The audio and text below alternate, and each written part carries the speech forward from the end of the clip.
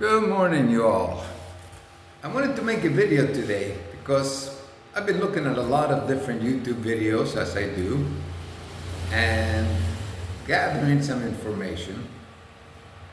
And it occurred to me that I'm on several boards, for Matagalpa, for Leon, for all sorts of things, whether it's camping in the United States or traveling.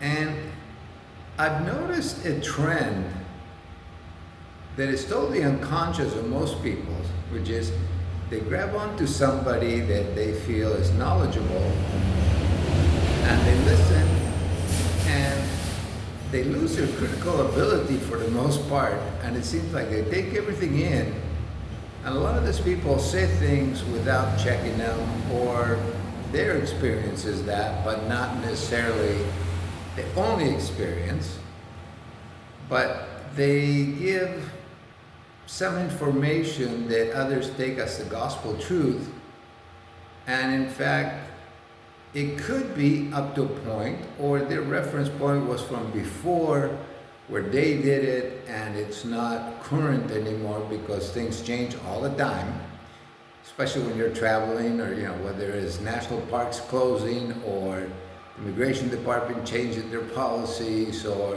what you need to be able to fly. It really doesn't matter what, things change. And I'm looking at this, I'm looking at another country, and I probably looked up 30 videos, right, from people that have lived there and are looking at it. And yesterday I was looking at one couple being interviewed. They had actually opened up a bar in this country, and a lot of information I could care less about. I'm not going to open up a business, but they said something that was like, oh. So I paused it, I looked it up online, and it was like, wow, nobody else has mentioned it. And then I realized that in continuing to look at that video until it ended, the guy that was interviewing them, who I've watched probably 10 or 15 videos of his, said, yeah, I have a paid PDF that you can get that talks about that as well and shows you how to save money. So basically people are putting together information, which is great, and they're charging for that information, which is also great because their time is valuable and their time is money. But a lot of people have mentioned, oh, you're always so lucky, you always find these great deals, whether it's low rents and whatever. And like in Nicaragua, they say, well, because you speak Spanish, but really it's just doing research and not believing anything anybody says, taking it into consideration, obviously, but not taking it as the gospel truth. One guy gave a hint that was fantastic, and it saves you 10 to 20% on the rent of any place you rent in that country. Another one showed how to look at this one website that I had never heard of after 30 plus videos. But when I heard it, I paused the video, I went and looked at the site, and there was tons of apartments like I've been looking for 20 to 40% less. So I was like, oh, okay, well, that's cool. So research is key. And while we like to have information handed to us, which is fine, we all aspire to that, is not the only way. Now, if you're making $500,000 a year and you don't want to take the time and you want to hire somebody to do that for you, by all means, that's not a problem. Even if you're making $1,000 a month and you're willing to pay somebody $100 to ascertain that information and package it in a way that it's easy for you to understand and use, that's great. One guy was selling a map, Google Maps, which you can get, of all the places that he goes to, and how he rates them and all of that, which if you go to a foreign country or just a foreign city, to have that available to you is fantastic, because then you can just, oh yeah, I'm going to go to number one of his choice. It shows you how to get there. So it's very simple. So I've started pausing all the videos, and the ones when they talk about number one, number two, number three, I put them in my Google Maps, so I can go chase them down when I get somewhere else. But I think it's important to realize that luck is a byproduct of sweat and tears, of focusing on something and making it happen by going over and over and over again until you learn it.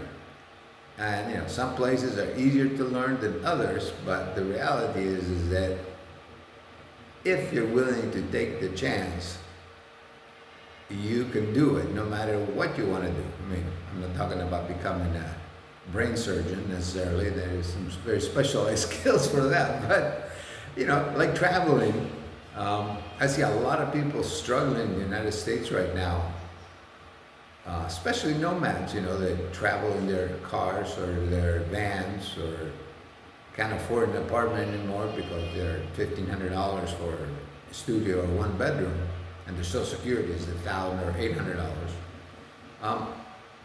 And sometimes you have to think outside the box.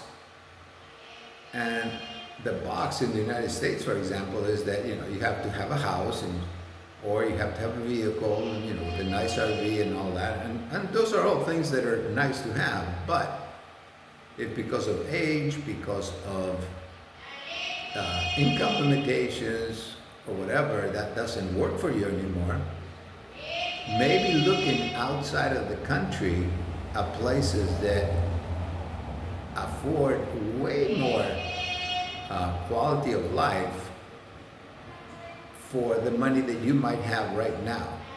Not what you hope to have, 10 years down the road, or, if you're in Social Security, that's pretty much what you're going to have unless you start a business. I looked at one video, this woman and her husband, they have 4 kids, and they were living in Toronto, and they were paying $6,000 a month between all the bills and the house and the food and all that. And now where they're staying, they say, we have a much higher standard of living, much nicer property with a private pool, and we're spending $2,000. And her husband is still doing the same job he was doing before. He does online consulting of some kind. So it's not like they went down in their standard of living. Say, I feel much safer here than I ever did in Toronto. I can let my kids play outside by themselves. I don't worry that they're going to get kidnapped or killed or abused or whatever. And all those things start with us willing to look at something outside of the box that we're currently in, whether it's our politics, whether it's our idea of how adult life should be, whether it should be, I need to find a couple before I can make any moves, or I need to have a better car, or I can have more money for gas, or I need more food. My personal situation, I was living hand to mouth, and I couldn't afford to go anywhere because I was living on $1,000 a month on Social Security. So, to fill up my truck to go on a long trip was $270. Granted, I had an 80-gallon tank, but still, it was a lot of money. It was more than a quarter of my income, and to go anywhere where I was prohibitive. So I moved to Nicaragua, and now I have a motorcycle, which I rarely use because I like walking, so I can walk downtown from my place. And yesterday I went out and I spent 1,900 pesos, which is about $52, and I bought short ribs, back ribs, a cowboy steak, which in the United States is like $40, $50 per steak, a ribeye, and a couple of other things, I can't remember what, for $52, and that'll last me a couple of weeks. I went to the market for vegetables, and I just stopped and I like to have my tequila mixed with fruit, so I bought a couple of different fruits and whatnot, and that cost me $1.95, I think. And then I went, certain things are expensive because they're imported. I like good cheese in Nicaragua, their cheese. Like I always tell people, they milk the cow in the morning and it's cheese in the afternoon. So I buy camembert cheese at this Pan and Pas, which is bread and peas. It's a French bakery, so they have really good bread. And they have camembert and a couple of desserts. And then this other store that sells Costco items. So I bought a half-gallon of good cold pressed olive oil, and that cost me, $35, which is not that much more than what it costs in the United States. I think it was like $28 that I was paying for half a gallon, but still. And pesto, which I love. So I ended up spending $65 in 3 items at that Costco store, if you will, but I spent only $52 for a ton of meat. The United States, ribeyes costing what? Last time I was there, the cheapest I could find was $11.99. Now I think it's up to $14.99. So you can break out of the mold the idea that you have to be in a certain place to be able to survive, or you need X amount of money to be able to do something, and realize that if you're willing to entertain the idea of doing something different, then you can make it happen.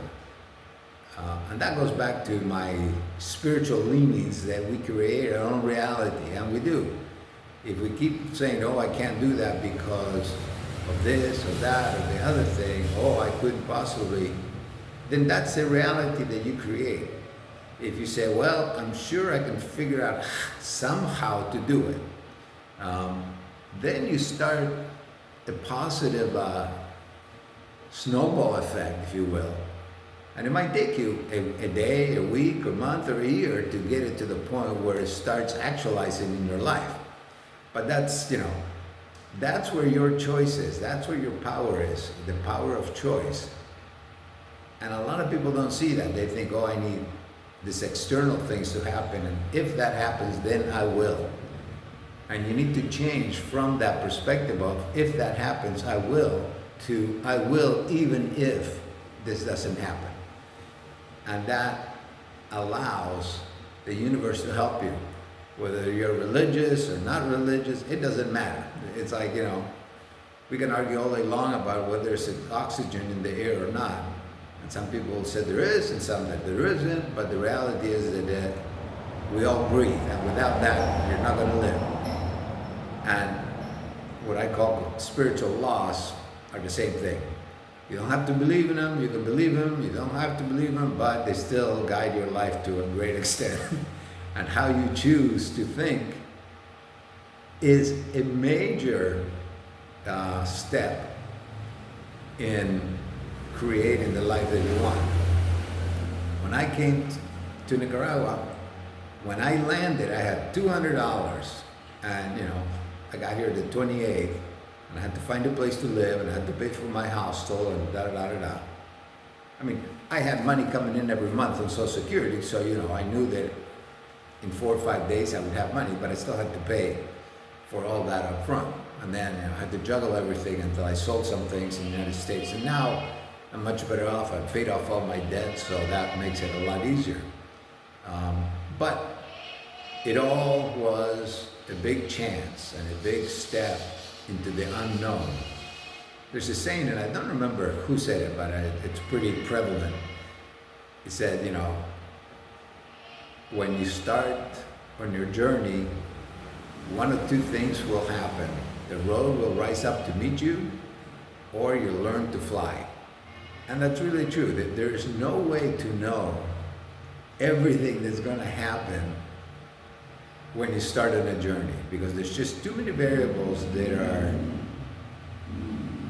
beyond your control, beyond your mind's ability to comprehend all the things down the road. All you can do is just start the journey, and if you start, then things happen. Another great one that I remember seeing from The Secret, I think it was this guy talking about that very thing. He said, when you start on a journey from New York to California, all you need to worry about is that your headlights work for the next 200 yards. You don't have to see the whole journey all the way to LA. You just have to see the next 200 yards, and then after that, the next 200 yards, and then the next 200. And that's very true, and that's life in general. The one thing I will say, it's scary sometimes for sure, but once you've done it once or twice, you realize that the process is always the same. And because you know, even though you don't know what the known or unknown is, you know, okay, well, every time it works out, I just have to take this step, and then something will happen that will allow me to take another step. So you become comfortable in the process. And that applies to being in the right relationship, not being in a relationship, in the right job or not being in the right job, your financial situation. And, you know, it used to break my heart to see these people that were living in their cars because they had no other choice. Little old ladies, you know, and I helped them set up solar for a couple of them. And I think, you know, if you were willing to go outside of that box that you created of having to be in the US, having to be, you know, community and all that within that, then there's a whole lot of other choices. I mean, here I live in a 3-bedroom, 2-bath house. You know, I have 2 air conditioners that I put in for less than what I was paying in the United States for gas to keep my generator running at night for the air conditioner.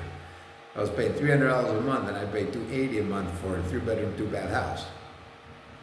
So there is a lot of possibilities outside of the box, whatever box you created for yourself. And the best thing you can do is think outside of the box. You know, when I used to meditate a lot, one of the things that I would ask in my meditation, because people always say, well, you know, what do you ask for? And, you know, people think about a relationship, about money, a better job. And my answer was always, I ask to know what I don't know to ask about. Because the things I know about, you know, I know about. But the things I don't know about, how can I even ask? So I said, I want to know what I don't know to ask for. And then that information comes to you one way or another if you're open to that. But as long as we keep saying, oh no, I couldn't do that, oh no, that's not possible for me because of X, Y, or Z, then that's a reality we live in. And I don't know, well, I know lots of people that do that to themselves and then complain about how their life is not going the way they want it to, but they spend a lot of time focusing on what they can't do and why they can't do what they want to do, instead of saying, well, I'm going to do the only thing I can do today, which is think a positive thought for 1 second, once an hour. You know, that's all you can do. Or if you want to lose weight, it's like, well, I'm going to walk to the corner store instead of drive, or, you know, get takeout delivered. So there's things that we can do, and it's all just a choice. And that's where our power is in choosing and allowing ourselves to choose more consciously all the time. And it's a process. It's not something that happens overnight. It's not something that happens from 1 minute to the next. You know, the choices that we make and the experiences that we encounter in life are all there, well, 2 perspectives really. One is to beat you down and make you worse off than you ever thought it could be, which is the negative side of it. Or they're all there to show you something that you need to grow, to go to the next level. And that could be somebody doing a really nice thing for you, or somebody doing a really bad thing to you. And they both apply. You know, if you think about, what do I need to learn? You know, you can say, well, you know, that person was an idiot. Or you can say, why do I choose to be surrounding myself with people that want to cause me injury? So then you look at that and you say, oh, well, you know, maybe there's something within myself that I need to change. And if we internalize it, then we can affect real change, because we can't change anybody else. We can't make somebody do something to change their behavior towards us. They're just reacting to whatever impetus they have within themselves and their injuries and their thought process and all of that, which is fine. We all have that. But my choice, for example, is who I choose to be around.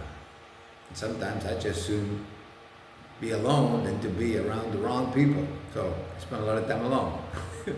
But then there have been times where I've been around the right people, and then it was great because I felt buoyed and supported and uplifted.